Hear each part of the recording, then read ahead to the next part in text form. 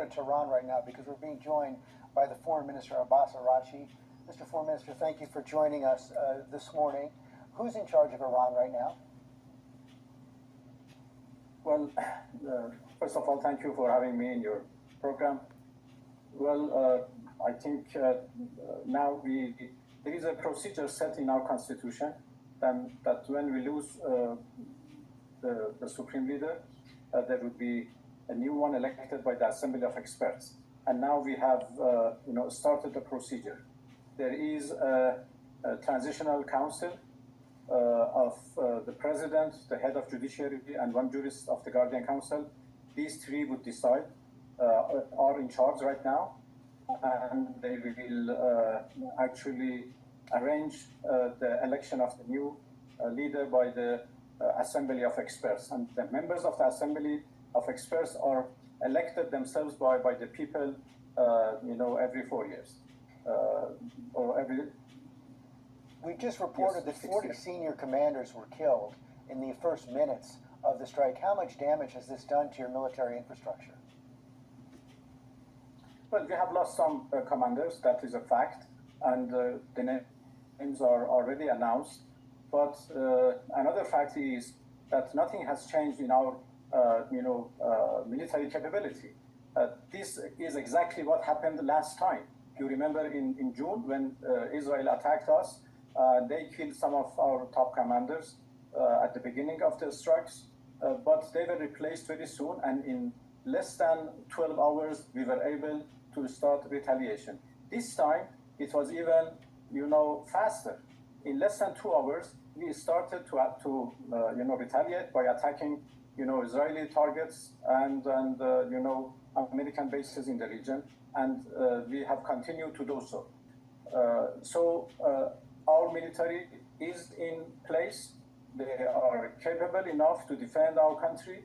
Even more, they are more prepared and capable than previous war, before 12-day war. Quality-wise, quantity-wise, they are in a better position. And I think you have seen how they, acted so far. President Trump issued a warning overnight, warning the Iranians not to retaliate. He said they better not do that. If they do, we will hit them with a force that has never been seen before. How do you respond? Well, I don't think any leader of a country has the right to say so. We are defending ourselves, and we have every legitimate right to defend ourselves. What the United States is doing is an act of aggression. What we are doing is the act of self-defense. There are huge differences between these two. So one should tell, the President of the United States, do not attack, do not, make any aggression against another country. But nobody can tell us that you don't have any right to defend yourselves. We are defending ourselves, whatever it takes, and we see no limit for ourselves to defend our people, to protect our people. Just look, yesterday they struck against a school. So far, 148 girls, students have been killed, and this is a big massacre. This is a war crime. And you say we don't have any right to defend ourselves? You say you want to protect your people. Hospital. You say you want to protect your people, but your own regime, according to the evidence we've seen over the last several months, is responsible for the killing of up to 30,000 of Iranian citizens. We have already answered this accusation. Let me to explain. We were faced with a terrorist operation. It was first protesters, demonstrations,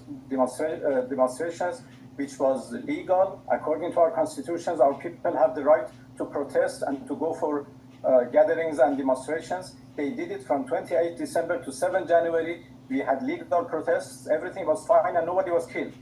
And then on 8 January to 10, we faced with a terrorist operation.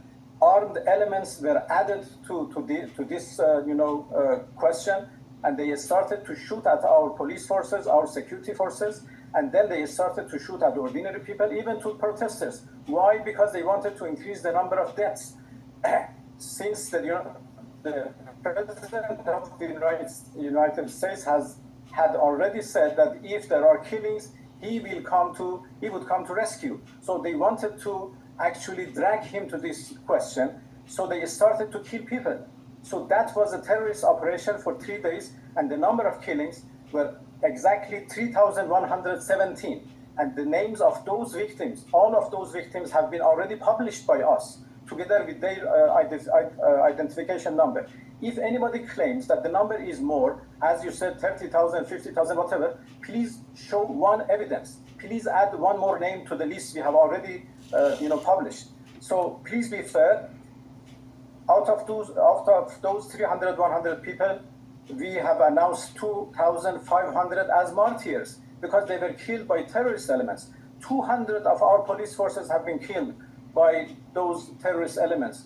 If somebody shoot at a police department officer in the United States, how do you react? Do you just give him permission to do whatever he wants because he is a protester?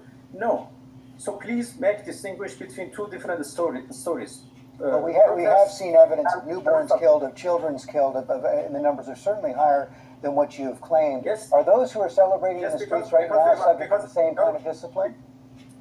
Because they were blind shootings at the ordinary people, at ordinary cars who were passed through the streets, and so many people were killed, blindly by these terrorist elements because they were ordered by Israel at that time. They were instructed to kill people and give a big number of killings to the President of the United States. We have their voices, the instructions which coming from Mossad, from outside to these terrorist elements who are ordering them that kill police officers, if not police, kill the boy and girl in front of you, because they wanted killings. Is a negotiated settlement with the United States still possible? Well, you answered this question. We negotiated with the United States twice in the past 12 months, and in both cases, they attacked us in the middle of negotiation. And that has become a very bitter experience for us. In last June, we were negotiating. We had 5 rounds of negotiations, and we had already fixed the 6th round for 15 June when the Israeli attacked us, and then the U.S. joined the attack. And this time, we had 3 rounds. Last Thursday, we had a very good discussion, very good talks in Geneva. Both Iranian and the U.S. delegation were happy at the end of 7 hours of negotiations. And I can go into the details of what we agreed and how a deal was at our reach. And when we concluded, the Omani foreign minister, who was a partial intermediator between us, he concluded by saying in his post that we made significant progress this time. We were able to come to a good understanding on some of our differences.